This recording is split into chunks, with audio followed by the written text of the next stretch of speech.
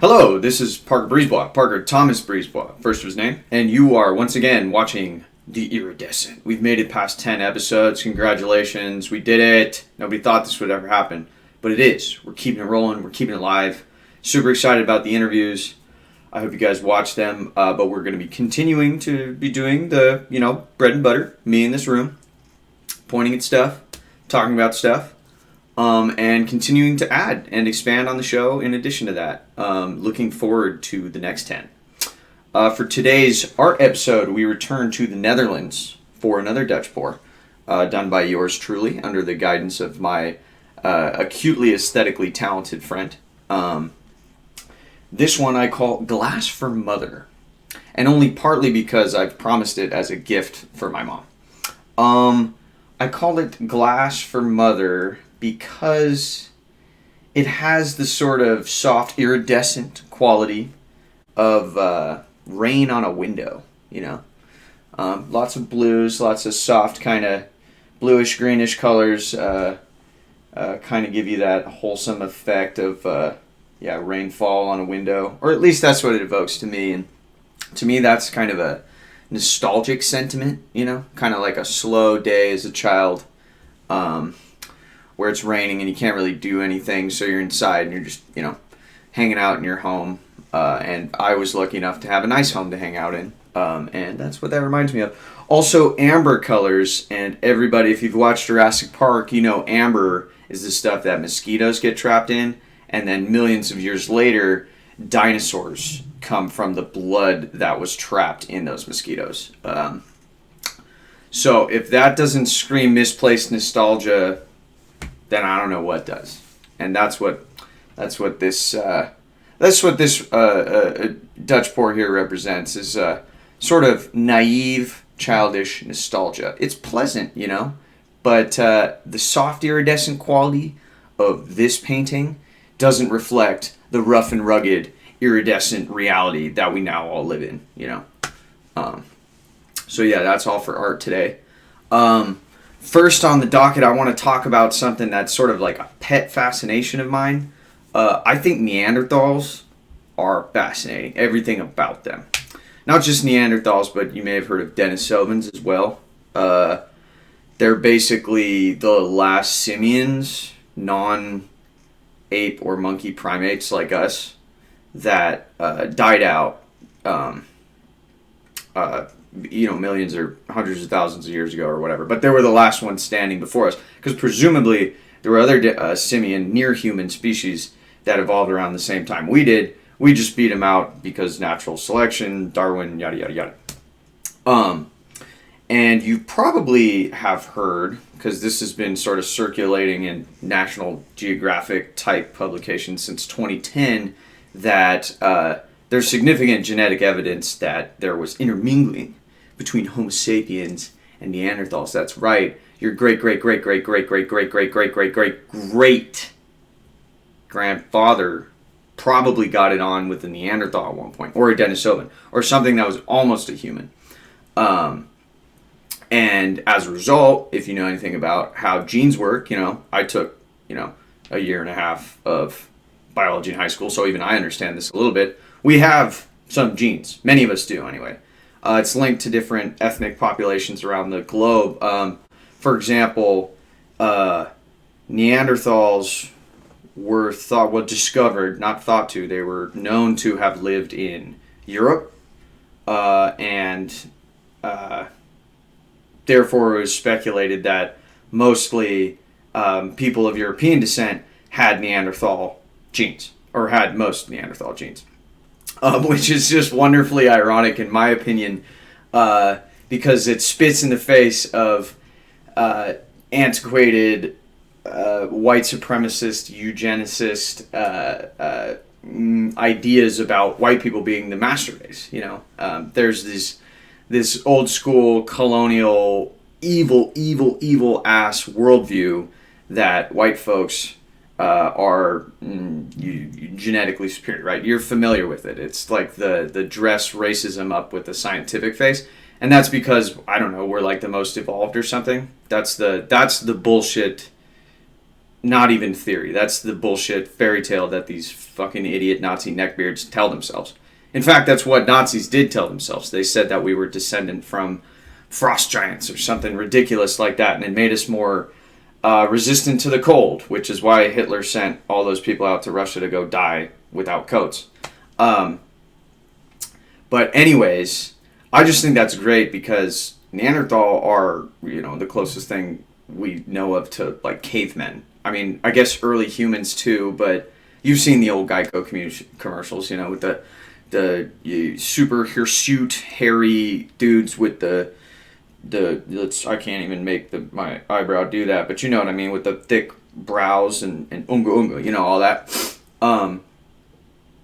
So as of 2010 or whenever they started discovering this intermingling, they basically got the ball rolling scientifically that if anybody's close to cavemen, it's European people. So take that, Nazis. We're actually closer to cavemen, and the idea that white folks are some kind of master race is completely negated by the fact that, once again, your great grandfather probably got it on with a Neanderthal cave woman, which is just fucking hilarious to me. But anyways, that's not the headline about Neanderthals that I want to talk about. This is even crazier because the cool thing about science is I was telling you that they discovered that there was intermingling 10 years ago, 2010. And the immediate speculation was that white people had fucking Neanderthal DNA, blah, blah, blah, blah, blah. Everything I just said. But the cool thing about science is you don't find capital T truth and just call it quits. Science is what enables us to get closer to something resembling capital T truth, but then enables us to identify what we got wrong so that we can move forward. It's not like we find the answer and then just say, okay, cool, we got it. We're done looking that way. No, science allows us to constantly, rigorously examine our environment and come closer to complete knowledge about something. So, on July 3rd, the New York Times posted an article about the study that linked stuff about Neanderthal DNA to responses to COVID-19, which is crazy to me. And that caught my eye immediately because, like I said, I got this pet fascination with Neanderthal stuff. And it said, they're finding a strong correlation between something on like our third chromosome. Oh yeah, a sequence of 6 genes on our third chromosome that are linked to severe response to the COVID-19 illness. Now you might be thinking, wait a minute, that doesn't make any sense because there's all this stuff in the news about how people of color are more likely to be severely impacted by COVID-19, not white folks. Well, in the United States, that has to do with other socioeconomic factors. People from lower income brackets who grow up in poverty are more likely to be minority, are more likely to have developed other chronic illnesses like diabetes and things like that because of what they have access to in terms of nutrition, exercise, and healthcare. But those 6 genes that I was talking about are apparently found in like 63% of people, and this is all in the New York Times article, so peep that link in the description if you're interested. 63% of people in Bangladesh have this sequence of 6 genes, and then 1/3 of all people across South Asia also have that gene. Where it's almost never found is in East Asian populations, and it's only like 8% of European, and then almost not at all in African populations. So I thought that was fascinating. It caused me to go back, learn a little bit more. Turns out, there weren't just Neanderthals getting on with people in Europe. Pretty much the only place that wasn't happening was Africa, apparently, because there's a ton of Neanderthal DNA in people from East Asia. I mean, one of the articles I read said there's even more, slightly more, in some East Asian populations. But yeah, I thought that was fascinating. We were intermingling with them something like 60,000 years ago, and the ramifications, the generational butterfly effect of those unions has come back to affect us in 2020 as we face a pandemic that is less than a year old. Isn't that wild? Isn't reality crazy? So anyways, I encourage you to read that article and become fascinated with Neanderthals like I am, because yeah, it's wild. It's quite the context for the wacky, wild, unpredictable narrative of human history. But anyways, moving on to a thought I was having, and I won't waste your time with this too much because this might just be a stone thought. Again, I don't smoke weed, but it'll sound like a stone thought. Time travel, right? So imagine you could go back and see your Neanderthal great uncle or whatever, and just say what's up, or unga unga, or however you would have said that. So time's the fourth dimension, right? We exist in a three-dimensional space. We go that way, right? But we're moving in all those directions in one direction, and that's forward in time. And that's the only way we're able to perceive time. So I'm not saying Interstellar did it the best, but there have been sci-fi depictions of what that might look like if we could actually detect the fourth dimension time in a way that isn't just linear, right?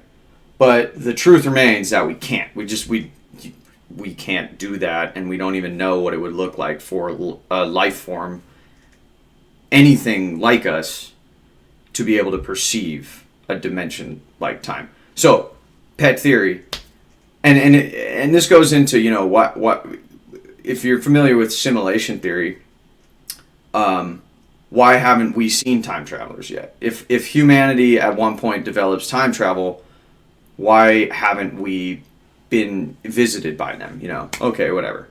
I'm sounding like a conspiracy theorist here, but I just have sort of a thought experiment, and here's my take. I don't even think we'd be able to perceive a time traveler because we can only perceive time in one direction. And if that three-dimensional being exists further down the line along that fourth dimension, and by some future crazy technology are able to transport them back this way, I don't think we'd even be able to see them, because the only way we can perceive time is going forward. So anyways, I'm going to put the crack pipe down and move on to regular news. I don't smoke crack.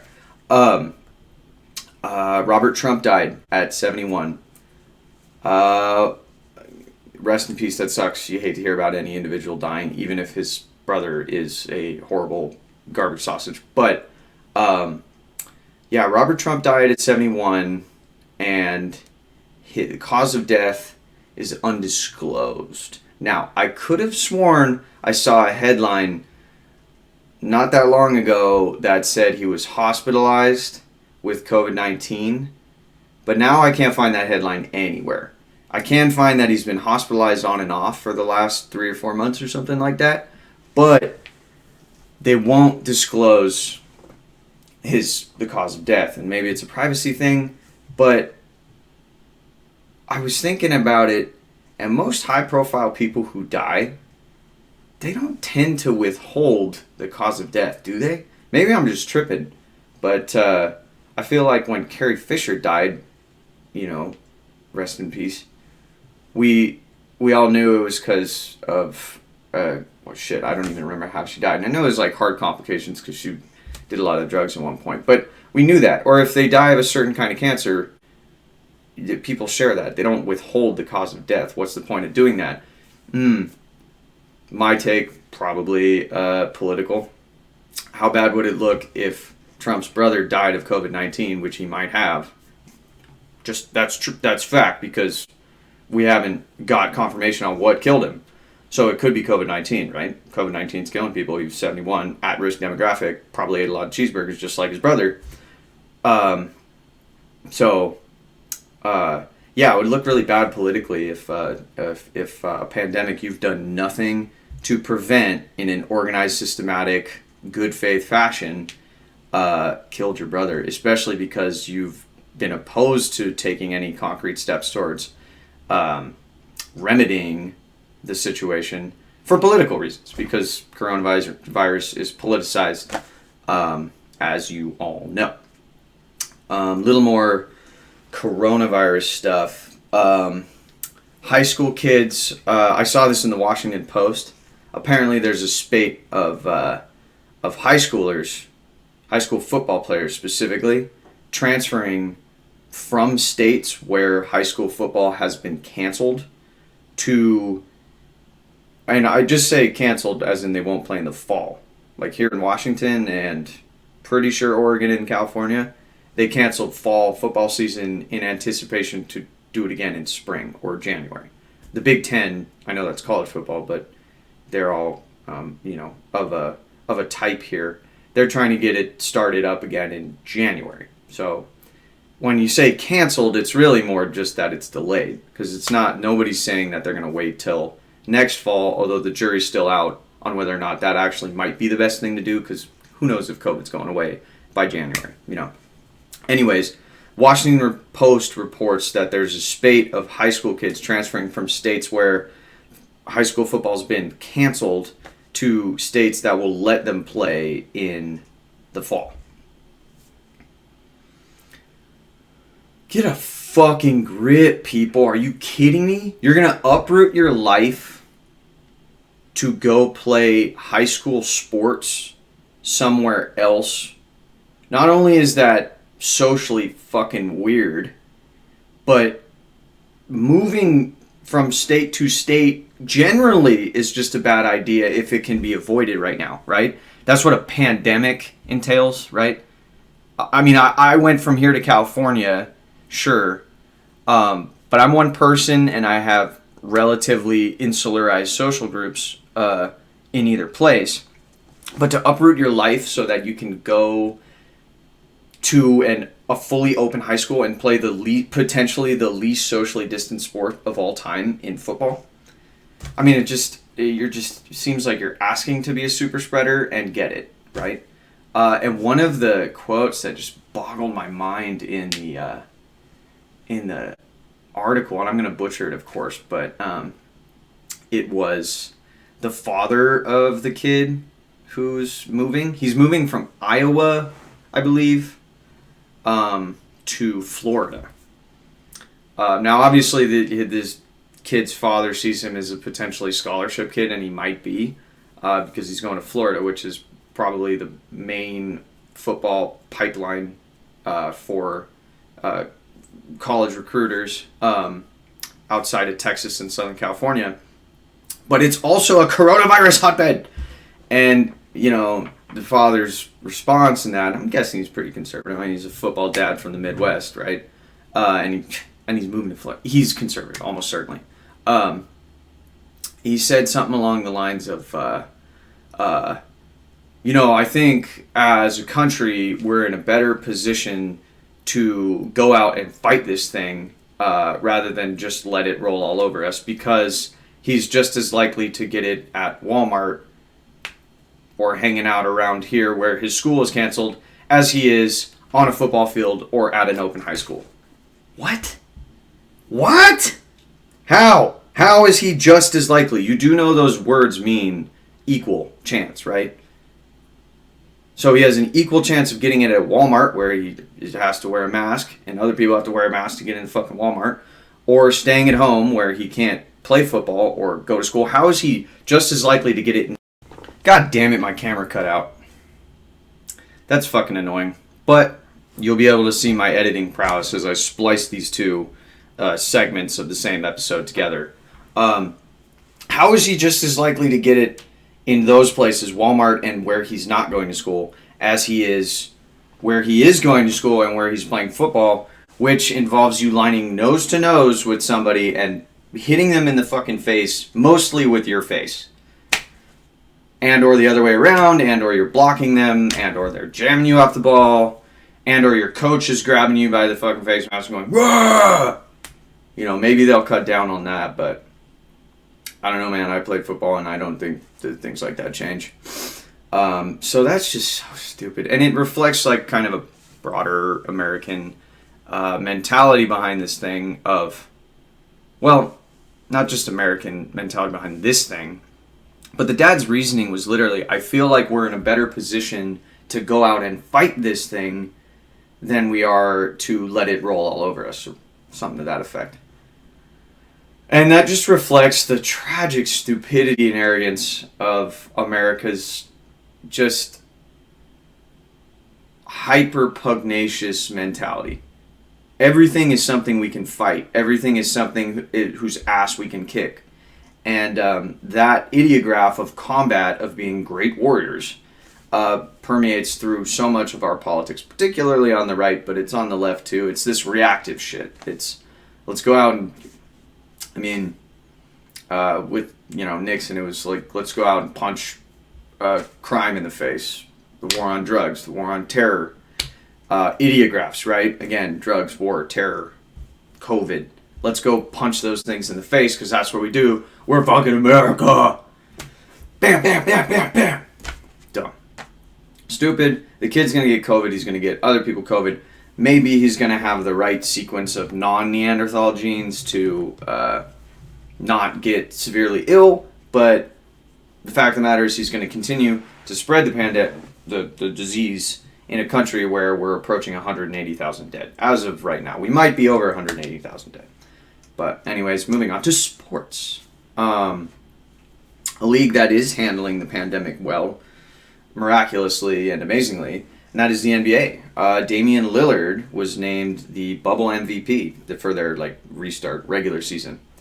And not Devin Booker. And, okay, so this comes down to what it means to be the MVP. And Skip Bayless had a take where I actually agreed with him. And I don't often agree with Skip Bayless because he tends to really epitomize the type of sports commentator who thinks racism is over because quarterbacks can be black. That type. Somebody who's so steeped in positions of power that he inherited from other people who were in positions of power due to his background, to where he can't see those positions because he's just looking out from them. You know a lot of old white guys who are like that. I'm sure you do. I know I do. Anyways, he thought Devin Booker should be the guy. And I kind of did too. Because, I don't know, I have this sort of soft feeling of what MVP means, in that it is most valuable player. So it's the player who adds the most value should get that award, no? Right? Am I way off on this? And what he did was take a much younger team in the Phoenix fucking Suns, a chronically talent, not just deficient, but just it's a barren desert of time. They got DeAndre Ayton. They just got Kelly Oubre, I think, at some point in the last half season. But Booker's the guy there, it's not Damian Lillard, CJ McCollum is to Devin Booker, and they don't have another guy there. And what he did was just absolutely dominate and take over games. They beat the Clippers down the stretch there, and it was all on the back of Devin Booker. He added the most value to that team. The Suns weren't going to be anywhere close to where they finished without his single-handed greatness. So I kind of thought he had a case, but then I saw some stats, and I'll be honest, my ability to watch and engage with the bubble basketball has been severely limited by the fact that I don't have cable. So I'm pirating some streams or basically just ingesting highlights, and that's all I get, and it fucking sucks. Because the playoffs are going right now. I've already missed a couple game ones. And I don't really want to be going to bars to watch basketball because, again, sports pandemic, got to keep it in perspective. But, anyways, Damian Lillard did average 9 more points or 6 more points, 6 to 9 more points than Booker, and 3 more assists. So, I guess numbers don't lie. Shannon Sharp said something along the lines like, if it wasn't Dame for MVP, then I would just be done with basketball altogether, And, that's fair or whatever, but also, Shannon, you're a football guy. And football guys are the most, obnoxiously hard statistic sports people that exist, in my opinion. Because it's all about yards and, all that shit. Everything's, super stringent and crazy measured in statistically in football. But yeah, congratulations to Damian Lillard. I'm glad that that cush-ass suite that you got, that other players didn't get, gave you the proper amount of rest and beauty sleep you needed to have an MVP performance. And yeah, but I hope you lose in the playoffs, because I'm still salty about a couple of years ago. Well, not a couple of years ago.